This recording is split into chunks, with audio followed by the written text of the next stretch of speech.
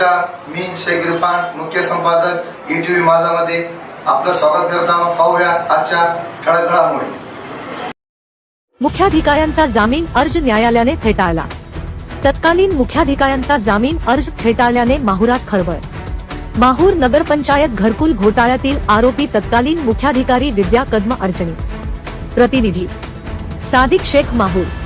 माहूर नगरपंचायत मधील प्रधानमंत्री आवास योजना अंतर्गत घरकुल लाभार्थ्यांच्या हक्काचा 2,07,00,000 रुपयाहून अधिक निधी इतर खात्यांमध्ये वळवून अपहार केल्याच्या गंभीर आरोपाखाली माहूर नगर परिषदेच्या तत्कालीन मुख्याधिकारी श्रीमती विद्या पंडित कदम यांचा अटकपूर्व जामीन अर्ज नांदेडच्या अतिरिक्त सत्र न्यायालयाने फेटाळून लावल्याने खळबळ उडाली आहे। अतिरिक्त सत्र न्यायाधीश BU चौधरी यांनी हा महत्त्वपूर्ण निर्णय दिला। म्हाडाच्या मुंबई येथील दक्षता व सुरक्षा विभागाचे सहाय्यक पोलीस निरीक्षक महेश विष्णू चव्हाण यांनी या प्रकरणी माहूर पोलीस ठाण्यात तक्रार दाखल केली होती। केंद्र आणि राज्य सरकारकडून गोरगरीब लाभार्थ्यांच्या घरकुलासाठी बँक खात्यात जमा झालेली रक्कम लाभार्थ्यांना मिळता ती इतर खात्यांमध्ये वळवण्यात आल्याचे म्हाडाच्या लेखापरीक्षणात उघड झाले होते। या प्रकरणात अर्जदार विद्या कदम यांच्या वकिलांनी न्यायालयात असा युक्तिवाद केला की मुख्य अधिकारी म्हणून त्यांनी शासनाच्या नियमांनुसारच मेसर्स नवनिर्माण महिला बहुउद्देशीय संस्था अकोला या संस्थेला वर्क ऑर्डर दिली होती आणि यात त्यांचा कोणताही वैयक्तिक स्वार्थ किंवा गैरहेतू नव्हता। मात्र सरकारी वकील श्रीमती M.A. बट्टुला यांनी या जामीन अर्जाला तीव्र विरोध केला। शासनाने खासगी एजन्सी नेमण्याचे आदेश देण्याच्या खूप आधीच म्हणजेच 2017 मध्येच तत्कालीन मुख्य अधिकाऱ्यांनी या संस्थेला कामाचे आदेश दिले होते।